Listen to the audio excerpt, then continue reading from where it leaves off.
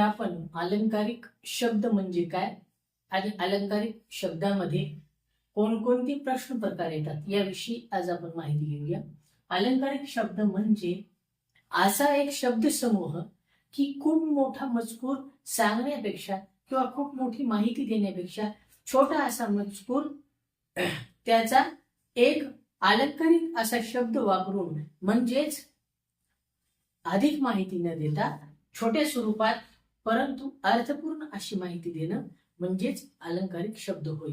एखाद्या वस्तूविषयी, घटनेविषयी, प्रसंगाविषयी, व्यक्तीविषयी, त्याच्या गुणवैशिष्ट्याविषयी असलेली माहिती ही छोट्या शब्दाच्या माध्यमातून देणं आणि ती माहिती त्यासाठी समर्पक असणं याला आपण अलंकारिक शब्द असे म्हणतो.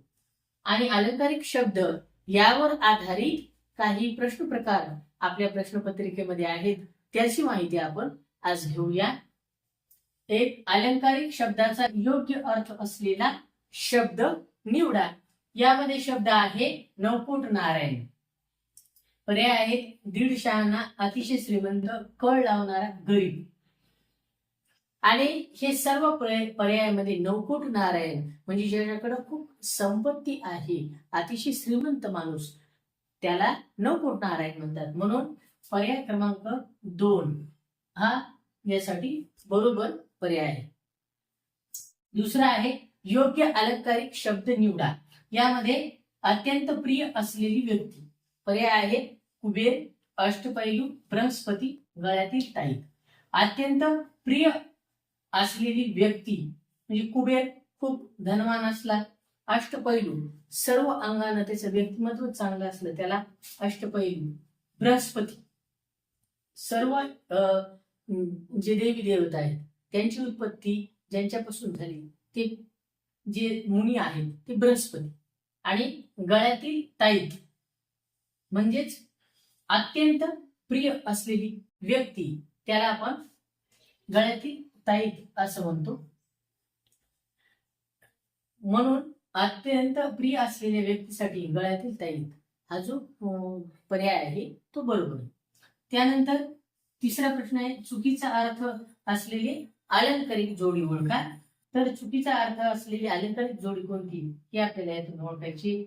1, हातचा मळ म्हणजे सहज होऊ शकणारी वस्तू.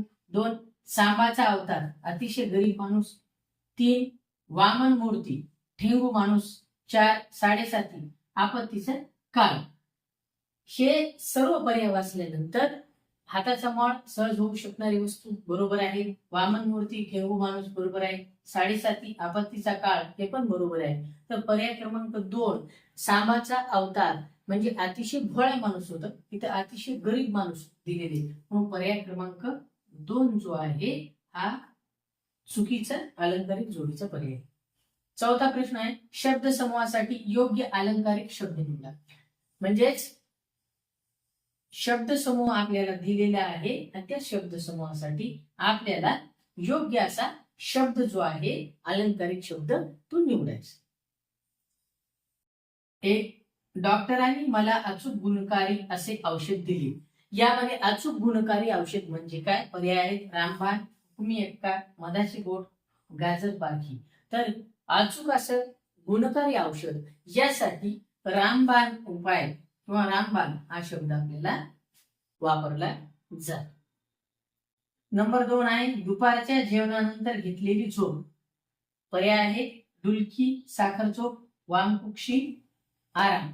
यातील डुलकी म्हणजे सहज आपण थोडीशी झोप, आपल्या डोळ्याला झोप लागली सहजपणे तर ती डुलकी. साखर झोप पहाटेची झोप असते. वामकुक्षी दुपारच्या जेवणानंतर घेतलेली आणि आराम म्हणजे सहज आपण काम केल्यानंतर विश्रांती करतो त्याला आराम म्हणतात. म्हणून दुपारच्या जेवणानंतर घेतलेली झोप म्हणजेच वामकुक्षी. आणि म्हणून पर्याय क्रमांक 3 जो आहे तो अतिशय बरोबर आहे. आज आपण या घटकामध्ये अलंकारिक शब्द दिलेल्या जो शब्द समूह आहे त्यासाठी त्याचा अर्थ प्रगट करणारा शब्द म्हणजे अलंकारिक शब्द. हा जो त्याचा अर्थ आहे त्या अर्थासह अलंकारिक शब्दात साठी येणारे प्रश्नपत्रिकेतील प्रश्न प्रकार कोणकोणते आहेत, त्यांचं स्वरूप काय असतं, याविषयी आपण माहिती घेतली. धन्यवाद.